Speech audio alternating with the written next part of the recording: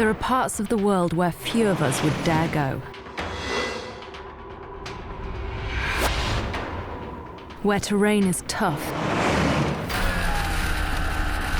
and temperatures unforgiving. And where mysterious myths and infamous legends still linger in the shadows. I'm Francesca Chiorando, and I'm on a mission to discover some of the most treacherous corners of the globe. Dangerous! Yeah, sorry! Ah! Some scary, and others dangerous. Genuinely thought I might die. Places where the landscape has shaped its people. Are these really some of the most challenging places on Earth? This place hits every single one of your senses with a sledgehammer. And what will I discover when I get there?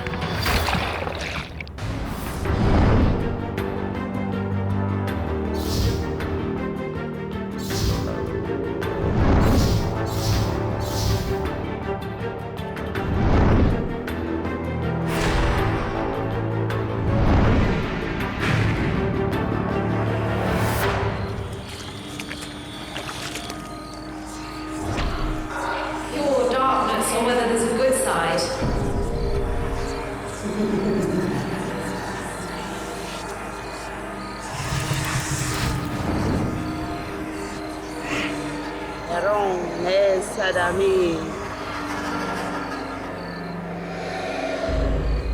We speak to you from the dead.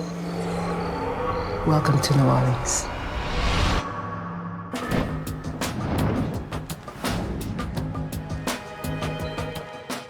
I'm in America's Deep South, in the colorful and vibrant city of New Orleans. New Orleans is so distinctive, so unique, and you get a feeling it's a real melting pot of so many cultures that have made this place what it is.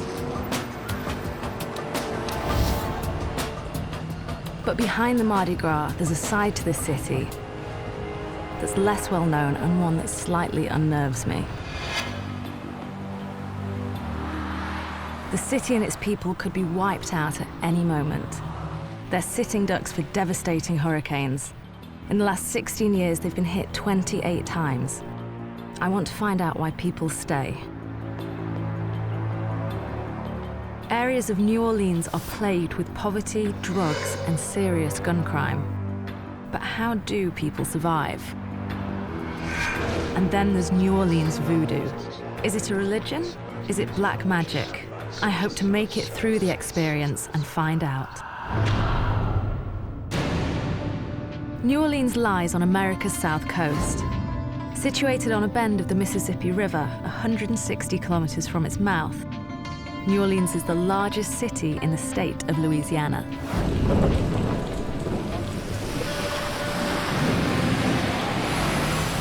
My journey starts in the middle of a tropical rainstorm. This is nothing unusual, as it rains here most of the year. And when it rains hard. It's also a city exposed to intense hurricanes.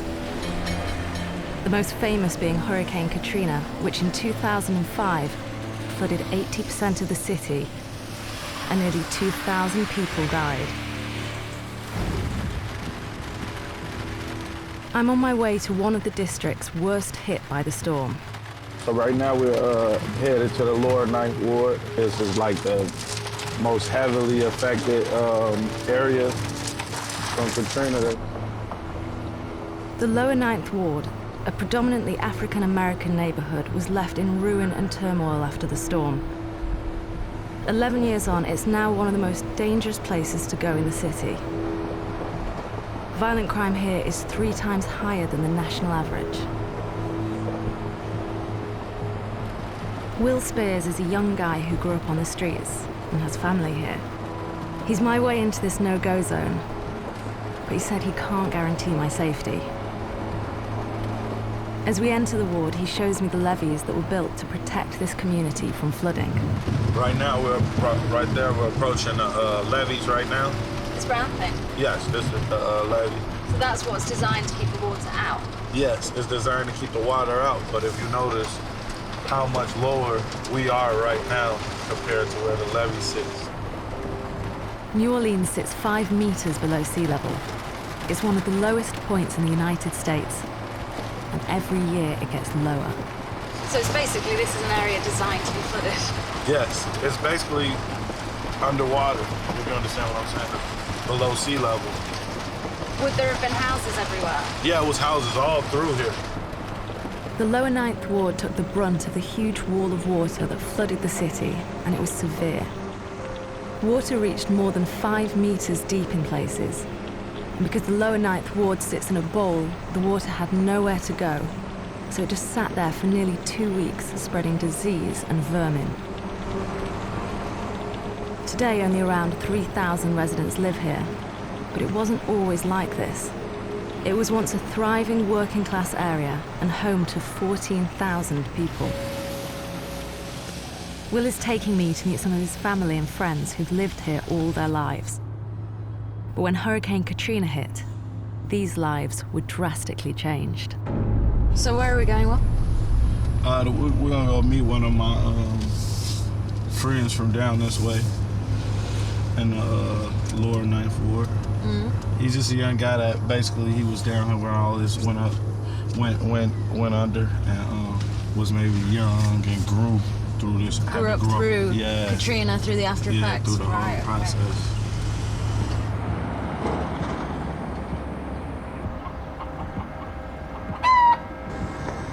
We walk the last bit of the journey up to Will's friend's house and are immediately joined by one of the locals.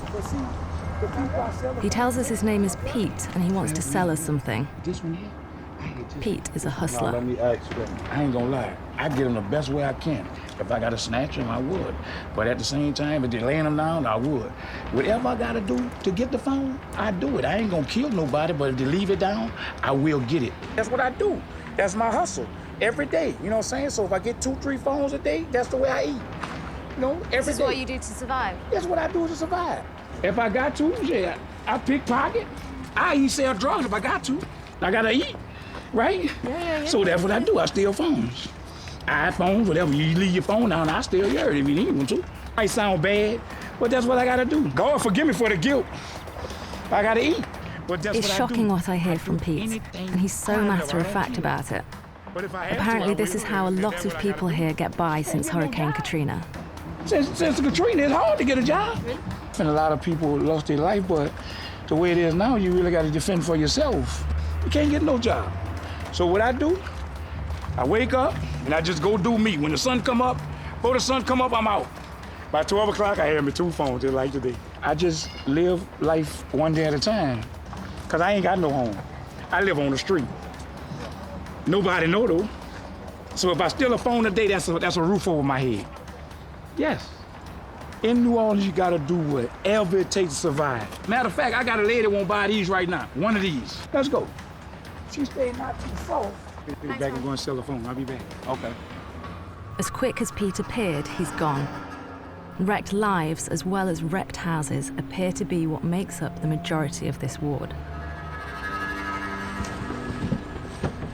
We arrive at Will's friend's house. I'm not quite sure what to expect.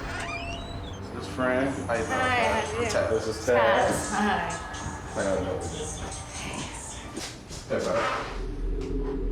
I can sense these guys are trying to suss me out. What's up with you, man? I break the silence by asking Taz to tell me how his life is now compared to 11 years ago.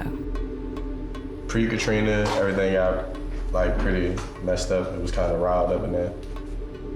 In 2004, Taz was 13 and in a gang. They sold marijuana to make a bit of extra cash. I mean, everybody who was a kid then, we hustled and we made do what we had, but we ain't run around shooting each other up and beef, killing people. Then the storm hit. The drugs changed. And when the drugs changed, the violence changed. Now, they got kids selling dope and crack, shit like that, man. That's, you know what I'm saying? I never went as far as selling heroin or dope and shit like that. Life in the lower Ninth Ward is now run by children selling hard drugs whilst carrying rifles. Now you got babies killing people, man. The kids are the ones with the guns. The kids are the ones in the gangs. The kids are the ones that's pretty much running the streets nowadays. The kids have the guns. Man, I got my gun to protect my house. This is the type of shit I gotta come in my house with. The guns I have to protect myself. The murder rate here in the lower Ninth is 8 times higher than the national average. Let's pull it down, brother. You gotta pull the hand up at the top. Top. You gotta pull that down. And then pull it up. Put it on top of it. We're then joined by Taz's cousin, Damo. What's good, bro? What'd you do? Pharmacist, basically. Okay. I sell drugs from time to time to support my family, and I work. I got a wife and 2 kids. I do whatever it takes to support my family. Whatever it takes. And within minutes of arriving, he's showing me what weapon he carries. You know what I'm saying? I gun in my name. Some of the ammunition is vicious. The tip of this bullet splinters into 8 pieces, aimed to do the most damage possible to the internal organs. What's this? That's an R.I.P. Don't matter where it hits you at, you did. Right That's there. survival. That's survival. Survival, basic. That's all it is. Survival and protection. Against who? Against what? Everybody. No matter who you is, I do not trust you. Yeah, I have it because I have to have it. So I gotta have my gun. I'm a strong believer of what I say. Life never gets easier. You only get better at it. My time was up with Taz, Charles, and Damo. Shame as it felt we just got going. Will and I are soon back in the safety of his car, driving out of the ward. He explains to me why any outsider is at risk here. It's easy for you to become a victim in these type of communities, especially if you're an outsider. People don't have money. You have things, you come into these type of communities, you have a Rolex on, you have a cell phone. So if I need to feed my kids, I don't have a job. You got people that try to get jobs that couldn't get a job, so they're angry, like they're hopeless. They'll have no problem taking it from you. And your fight or flight might be to fight back, and that might make it worse for you.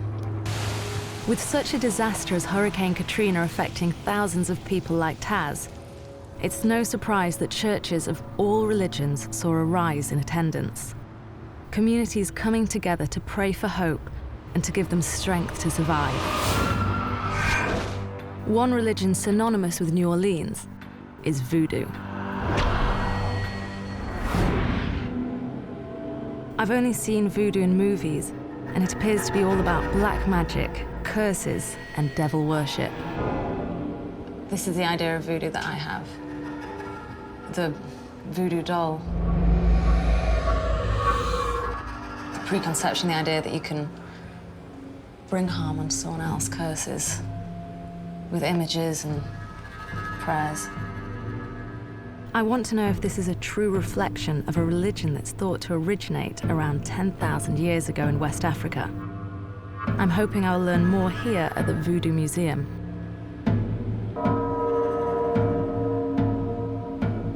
Excuse me, do you know what that is? I don't know. That is Saint Expedite. He's the guardian at the Getty. He stands at the gateway of the cemetery. What's the Getty? The Getty spirit, Baron Sambi. He has a pair of sunglasses with one eye in to see the living and one out to see the dead. For sure, he'll have a cigar inside his mouth. He'll have a top hat just like that. He keeps the dead dead and the alive alive. Cinnamon is a voodoo priestess. This means she has the ability to cast spells and perform rituals. But for now, she's going to give me my first insight into voodoo. You know, dancing is a voodoo religion. Please, come this way. Shall we? Come, I would like you to meet Mrs. Rosa Franks. She was known for helping women fall deeply in love. You can see her altar has many things of love, sexuality, lipstick, candy to make the relationship sweet. People are still coming to her altar even today. She's been dead for over 25 years. I notice there's a lot of snake imagery here. Cinnamon tells me this is La Grande Zombie, one of the most important and most powerful of the voodoo spirits. Why is the snake so important? The snake is important because the rebirth and birth of life. It actually represents healing. Did you know that? I didn't. Normally a snake is considered to be evil. That's what people tell you. I'm sure you go to the doctor, madame. There's a thing called the Medusa. He has a snake on his neck. And in the Catholic Church, below the foot of the Virgin Mary, there's a snake. The snake manifests itself through many different ways. This is a snake here, madame. Welcome, madame. He doesn't want to eat you. It's okay. He will heal you. Relax. La Grande Zombie, the most powerful of the voodoo spirits. Welcome to New Orleans.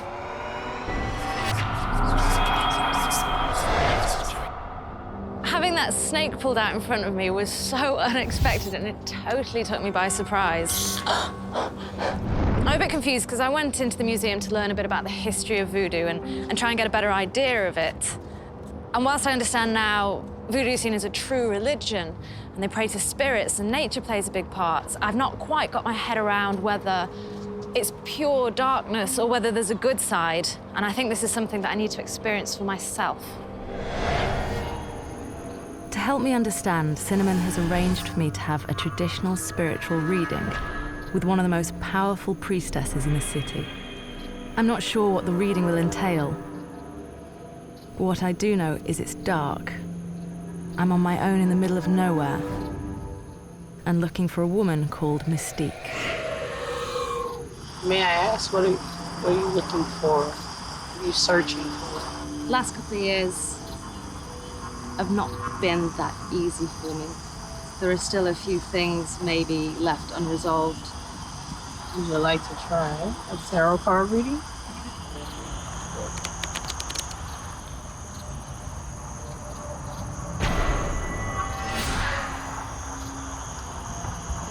Your Knight of Cups shows me that you need to learn how to express yourself without overanalyzing things, without overjudging things, and being yourself and speaking your mind. But your passion tends to get you in trouble. So the Magician card means you need to go back to some of the spirituality that helps you. So you need to spend time for you and yourself. The High Priestess wants to cleanse me of all negative thoughts, and this will give me a positive future. She does this with a snake, or Le Grand Zombie. This time, I'm not scared. We speak to you from the dead. Wisdom, faith, protection, harm be removed from her. I'm starting to understand that voodoo isn't dark and deadly. It's actually a positive experience, if a bit strange, and it's aimed at helping people make the most of their lives. What I don't know is how an ancient West African religion came to be so popular in North America. New Orleans was once one of the richest cities in the US. It was the main port to the vast sugar plantations and a key player in the slave trade. And it was here where thousands of West Africans would arrive after being snatched from their homes and shipped here to work for the wealthy farmers.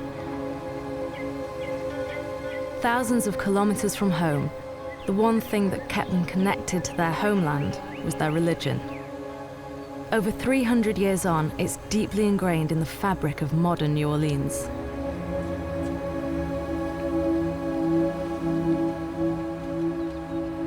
I'm heading to Congo Square in the north of the city.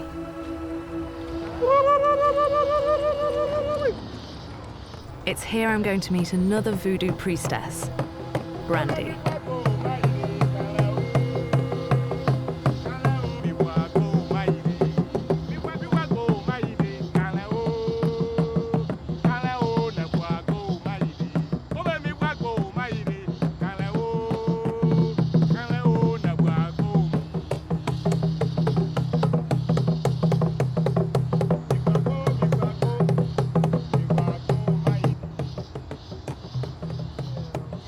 is Congo Square. So this is actually a very sacred, very special place for us here.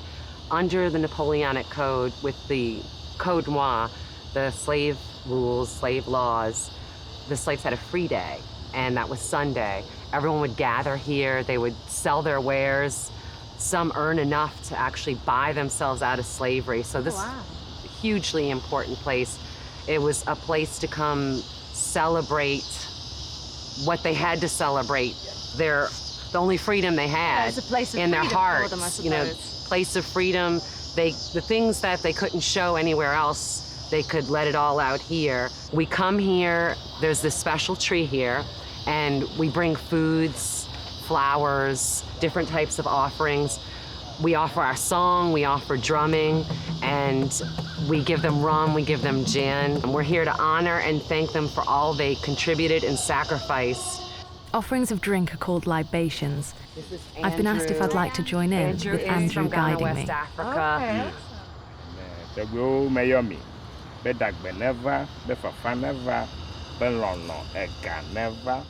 Andrew is chanting in Louisiana Creole. He first offers up the alcohol through pouring. Then he sprays it. I say it's like kind of like a voodoo amen. Gives more power to what the person just said. It's like, amen. Then it's my turn. Take this, really connect with the tree and feel the energy of the tree. And think about just gratitude in your heart. Think about any ancestors that you may want to connect with. I do feel I'm getting a clearer idea of where voodoo came from and what it means to people now.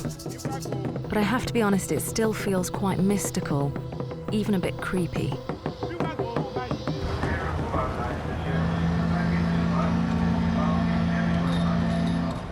Brandy wants me to meet a high priest of New Orleans. So as we make our way, it gives me a chance to dig deeper and hopefully demystify this religion. So once voodoo got to New Orleans, a lot changed because obviously slaves were not allowed to practice their faith the same way they were in Africa. Okay. So a lot of things had to go underground. So you had a lot of people practicing in their homes, hiding things behind Catholicism. To this day, you'll see Catholic saints on voodoo altars. So with voodoo going underground, I wondered whether this was why, to those on the outside, the religion became mysterious and dark. There are a lot of crazy ideas that pins in dolls hurting people. Yeah. The dolls are actually a healing medium. The pin is just kind of a spiritual acupuncture to focus energy on a certain area. It's kind of like sympathetic magic, one of the oldest forms of magic. Okay. That should be a crime. Welcome to Voodoo Authentica. Not quite what I'd as imagined you as the can see, spiritual home of a voodoo priest. If you look to your right, you'll see an altar to Elegua, who is one of the spirits we were singing to at Congo Square. What are all these masks? We have masks from Africa. You might have seen some art from Haiti, flags and stuff. We like to represent all of the cultures that brought voodoo here, so we kind of bring everything together. We've got the African mask, the Haitian art, and New Orleans, like this guy here. This is New Orleans voodoo priest. Balthazar Ashanti's son, we call him Czar for short. How you doing? Jessica, how'd you do? Nice to meet you. And Czar's gonna make you a famous New Orleans talisman called the Grigri bag. A Grigri bag. Okay. Czar has been practicing voodoo for 25 years. I have to plead my ignorance. I don't know what a Grigri bag is or what it's for. A Grigri bag is a charm bag that you would carry with you. It's made for you by somebody else. When you go to somebody to get a Grigri made, it's all about their intent. So first things first, what I need from you is your name at birth and your date of birth, please. And a little idea about what you're trying to accomplish and how you would like your Grigri to help you. My wish is just between Czar and me. healing to drawing love to helping in school to more money, because it is a gris-gris. Its heart will contain a Hyjon root. Hyjon root? Hyjon root. Smells like bacon if you ask me. It smells smoky. It should be in your left hand. You should say any little prayer work you want over it. Blow on it 3 times and hold it until I get ready for you. So you're literally breathing life into your request. Okay. What does gris-gris mean? Gris is the French word for gray. A gris-gris is meant to stand between you and the darkness. It's meant to fight that battle in the gray zone for you. Okay? What kind of things do people normally ask for? Most common is attraction of love, healing for other people, or money. Blow 3 times, lightly.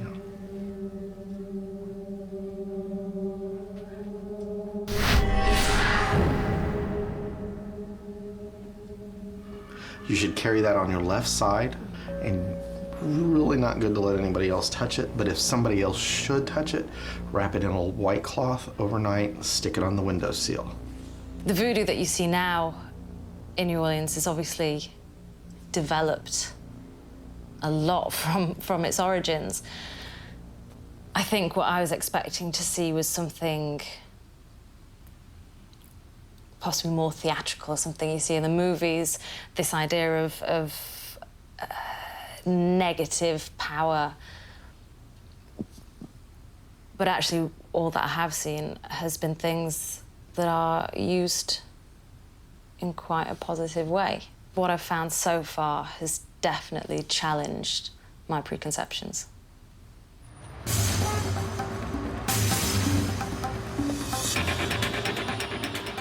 Armed with my lucky charm, I head back out into the city's vibrant nightlife. New Orleans is rated as being one of the top 10 cities in the world to visit, and its French Quarter is an adult's playground of nightclubs and bars.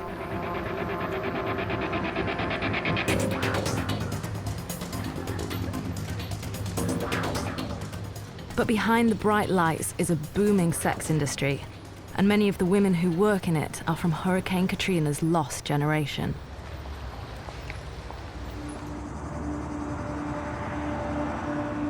I've met up with B, a prostitute who knows these streets well.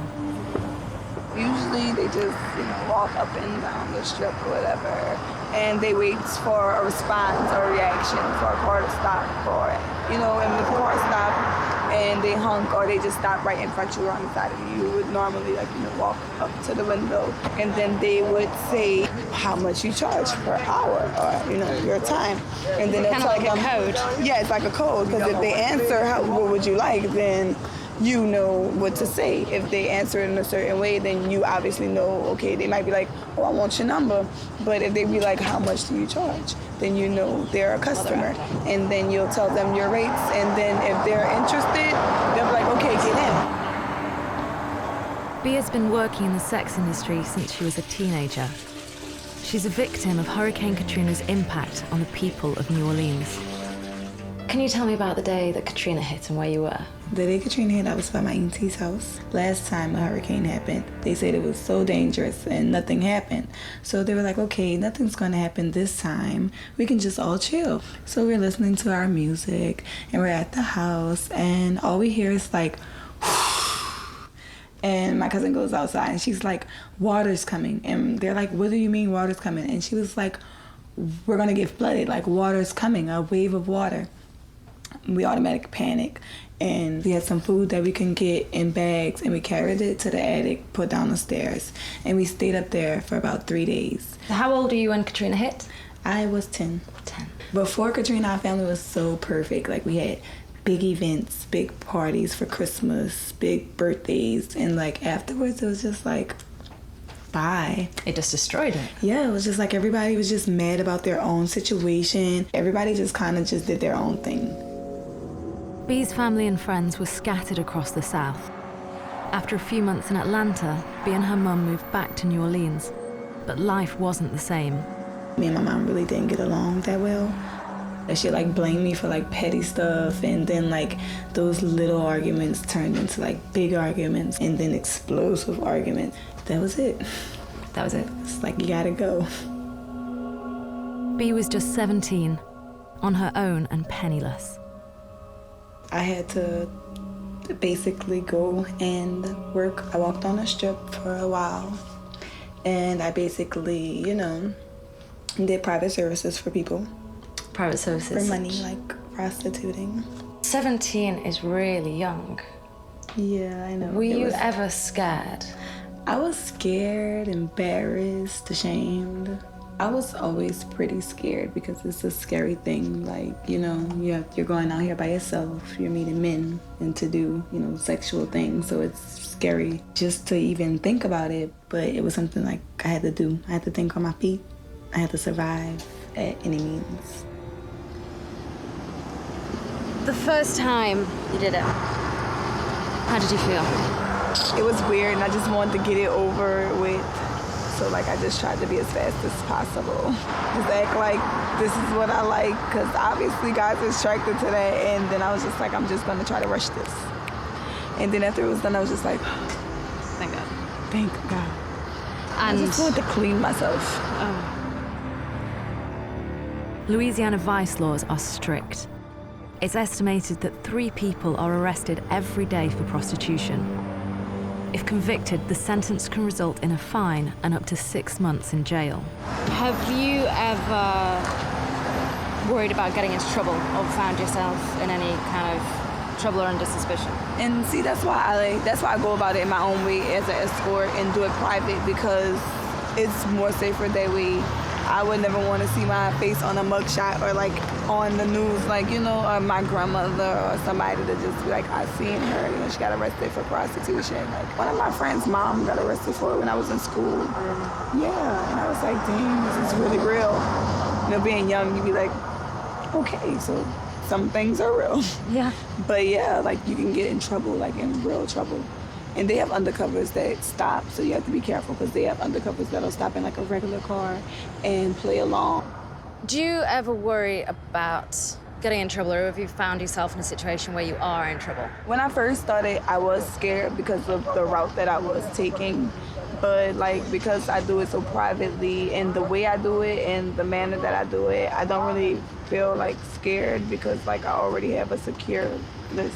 And like, for some girls, I can just imagine like every time a car stops, I know that they think probably in their head, I hope this isn't an undercover. Like I hope they aren't coming to like, you know, set me up, because they will wait for you to take the money in your hand means that you're willing to, you know, take money, exchange money for that. So, and then after that, they would arrest you and you would go to jail for prostitution. And it'll be on your record. And that's it, that's set on your record. That would, yeah. It's like, ain't no kind of dreams after that. Down the drain. Down the drain, so yeah. So you have to really be careful. Bea no longer walks the strip.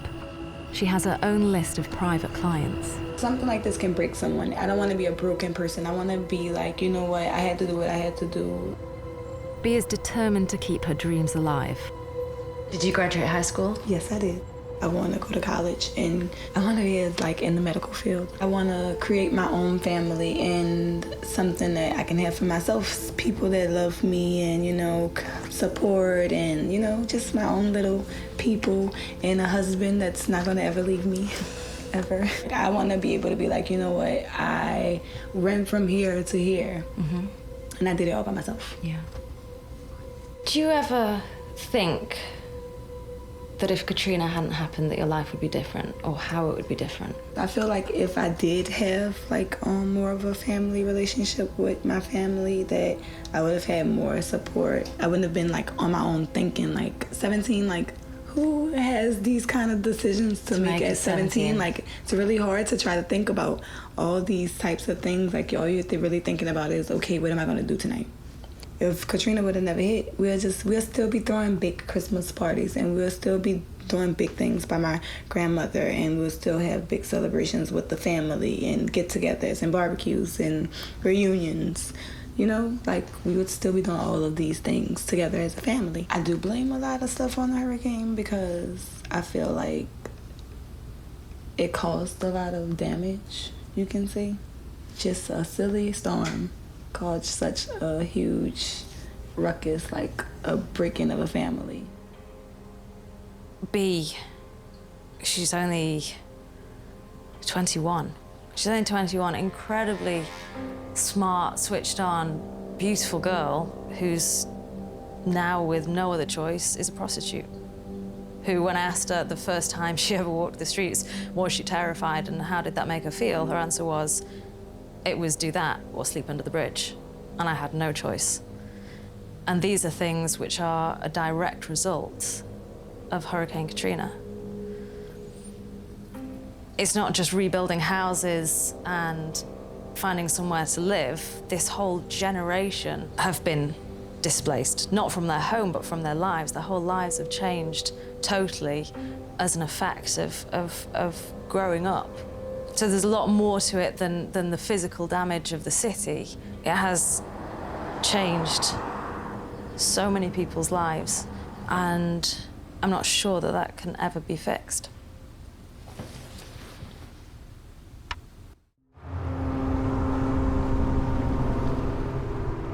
It's my second day in New Orleans, and I'm back in the lower ninth.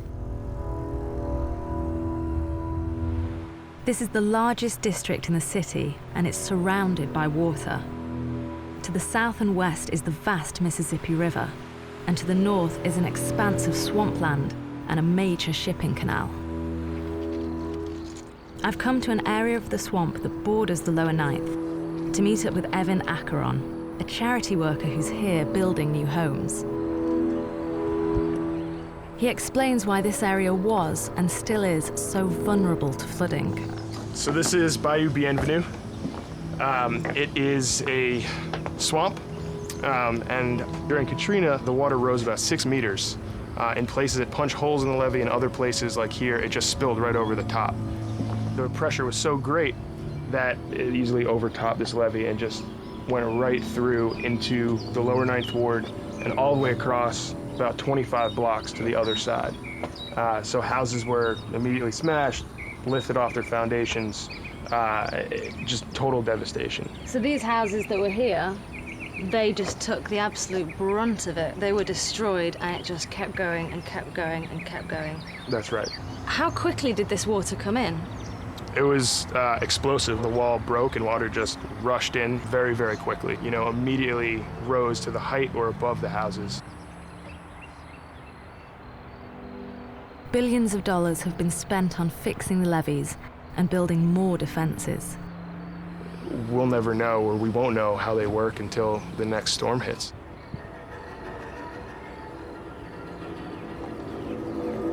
"11 years on, and 63% of the residents have still not returned home. And so this part of the lower Ninth Ward, you know, it was a very vibrant area, right? This was a former community center where folks would come to gather and celebrate and have parties. There were restaurants, there was music. If all of this area was houses after houses after houses, a big community center, and now it's empty, where has everyone gone? What happened to that community? A lot of folks have left. There has been some redevelopment, there has been some new building, but unfortunately, sites like this are too common.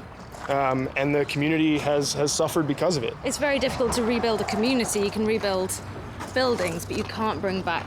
That's right.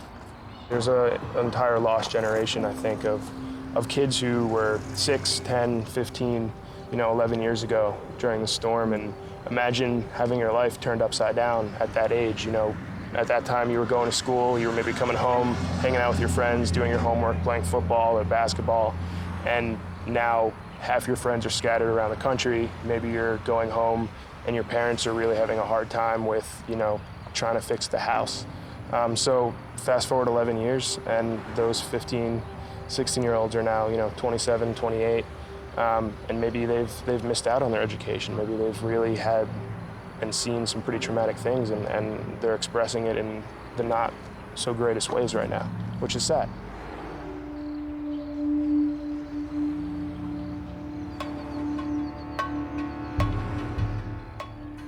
When I hear the term lost generation, my thoughts instantly turn to Taz and his mates. That line sums them up perfectly. I want to meet up with the guys one final time, and I've heard Taz is keen to show me one more thing before I leave. Making my way to meet up with him, I remember I'm walking in one of the most dangerous districts in the US. I think I'm a bit on edge. Even though I've been here before, I have to be on my guard. There are hustlers on every street corner.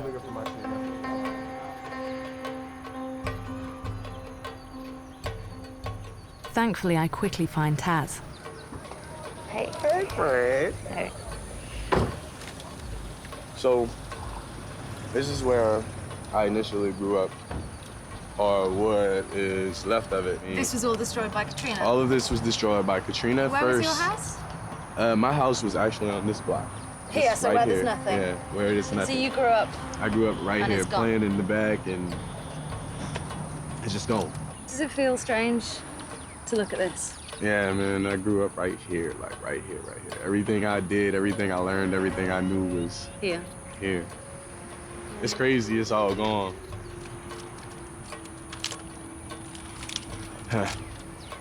It's still hard to get over the memories, though.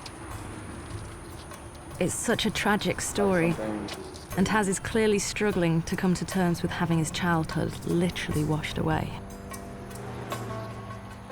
As I contemplate what I've just seen, we wander through the lower ninth and end up in the main square with Will and Charles.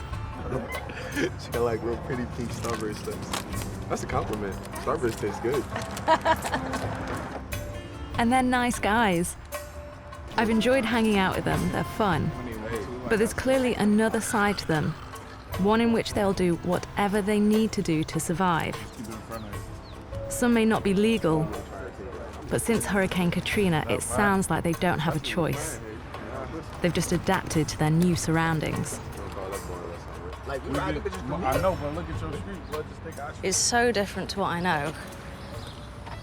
But this is their real life, and this is their normality, and this is the only thing they know. But there is a glimmer of hope for the people here, as homes are being rebuilt. I'm back with Evan, who's taking me to see one of the houses his charity is working on. The owner is a 66-year-old disabled lady called Etta. For the better part of 11 years, had been living in the back of the gutted house. Oh. The whole family, Etta, Melvin, daughter and grandson. After 7 months working on the property, it's nearly finished. But it's time for me to give the volunteers a hand with laying some of the flooring. Today, we are going to be laying some flooring. So tile floors go in all the wet rooms, the kitchen, the bathrooms, the utility rooms, and then our laminate flooring will be the bedrooms, the living room, and the hallway, okay? It's like making pancakes. Yeah.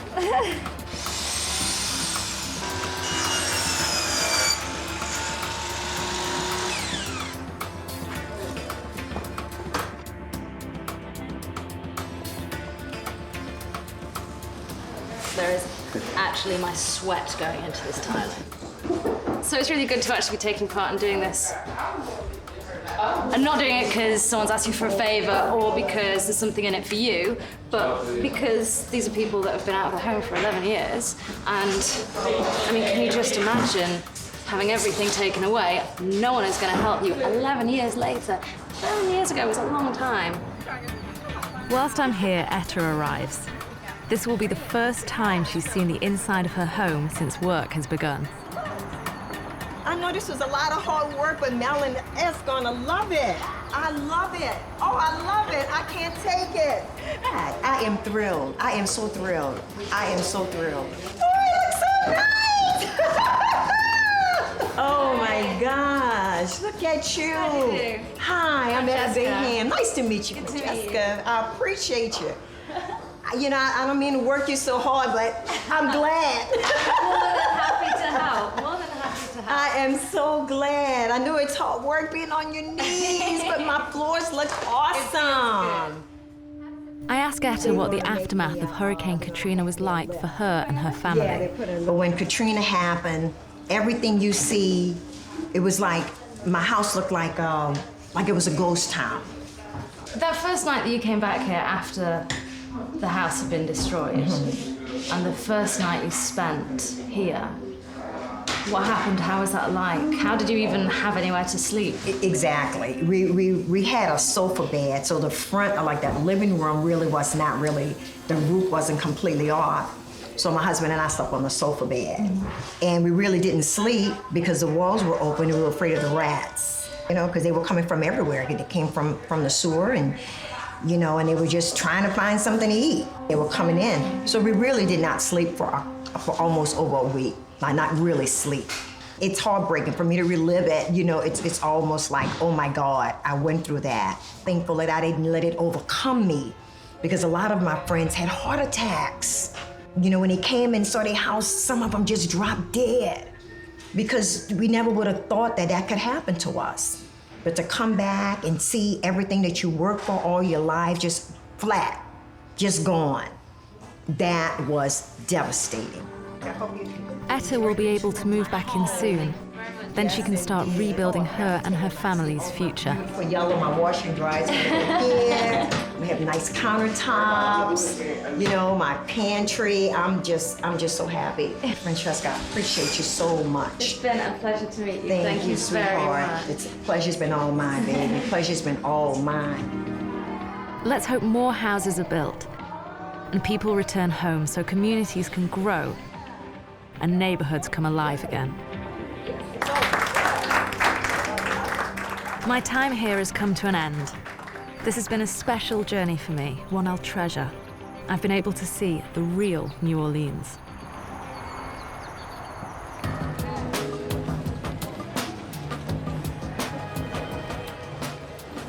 I'd heard about New Orleans, food, the music, the Mardi Gras, but behind the tourist trail, what I expected to find was a broken city.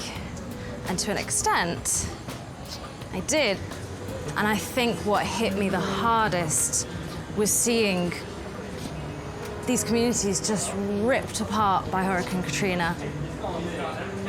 And what really upsets me is that over a decade later, this city still hasn't been rebuilt. New Orleans and the people have taken an absolute beating. But what really surprised me and what really stuck with me is that despite everything the city has gone through, the people, the spirit, the soul continues to fight on and continues to survive.